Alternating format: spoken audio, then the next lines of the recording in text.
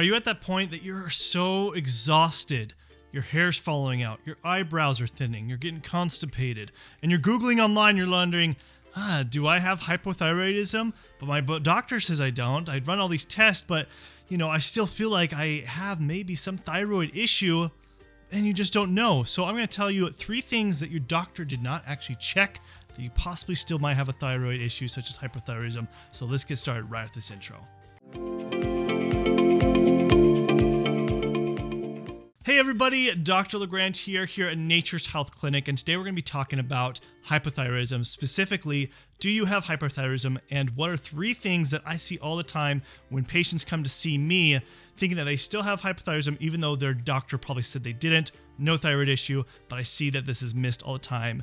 So before we actually get into it, I actually have a free downloadable guide if you actually suspect you have a thyroid issue, or if you do have a thyroid issue. It's a downloadable free guide that basically goes over the labs that you should be running specifically for your thyroid that I run all the time with my patients, what nutrients you should be implementing and what foods you should be implementing. You can download that free guide in the description below. Okay, so the number one thing, like I said, I'm going to talk about 3 things. So the number one thing that I see missed all the time that your doctor will miss, whether it's your primary care doctor or sometimes an endocrinologist when you go and see them, the very first thing that they will actually run is a TSH, a thyroid stimulating hormone. That is the most common thing for doctors to actually run to kind of rule it out.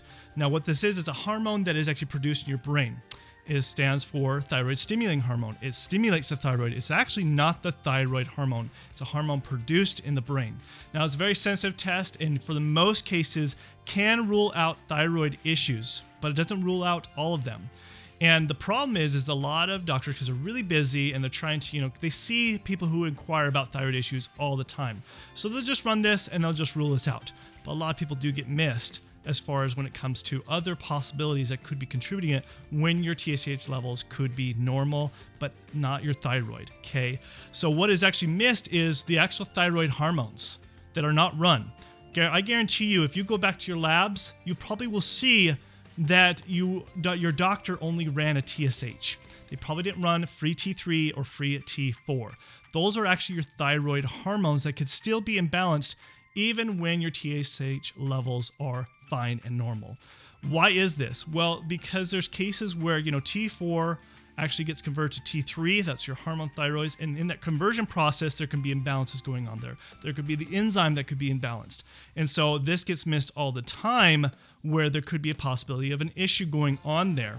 So if I were you, I would actually go back to maybe a different doctor if you need to run your free T3 and free T4 levels to see if they're still imbalanced.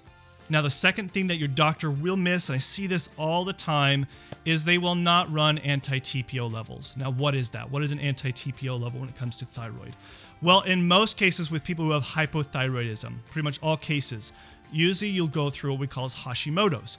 It's where the body is attacking the thyroid because elevation of your antibodies are attacking the thyroid and destroys the thyroid. And lo and behold, it becomes hypothyroidism. That's why we call it hypothyroidism, because it's destroyed and it's not producing enough thyroid hormones. That's why we call it hypothyroidism. So anti-TPO level is another test that your doctor should be running.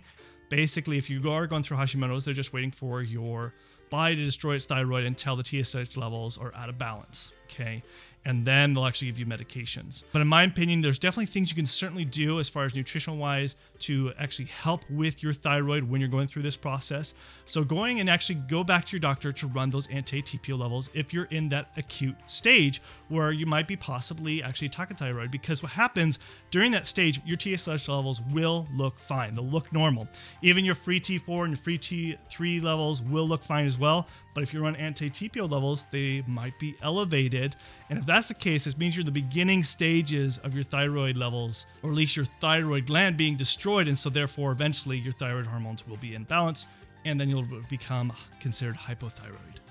Okay, so the third and final thing that I see that doctors don't really address when it comes to hypothyroidism is what I call as peripheral thyroid issues. So maybe your anti-TPO levels are fine and your T4 and T3 levels are fine, your TSH levels are fine, but you still feel like you have all the symptoms when it comes to having thyroid issues, such as hypothyroidism. So what peripheral thyroid is what I call it, is basically having a peripheral thyroid issue. It's because our thyroid hormone is not just converted in our thyroid. It's actually converted in our liver.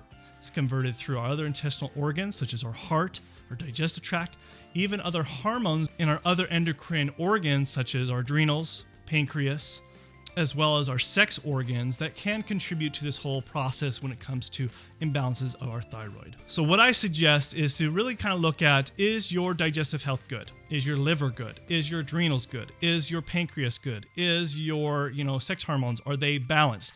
Looking at all those things, and if they're not, there could be a possibility of an imbalance with your thyroid hormone as well, if those are imbalanced. That's what I call a peripheral thyroid issue.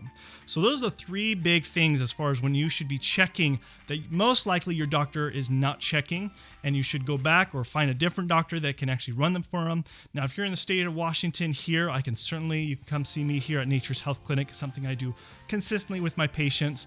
But if you are looking for further guidance, like I said, you could download my free guide on thyroid health. Basically, it goes over what labs you should be running, what nutrients and foods you should be running if you are suspecting you have a thyroid issue.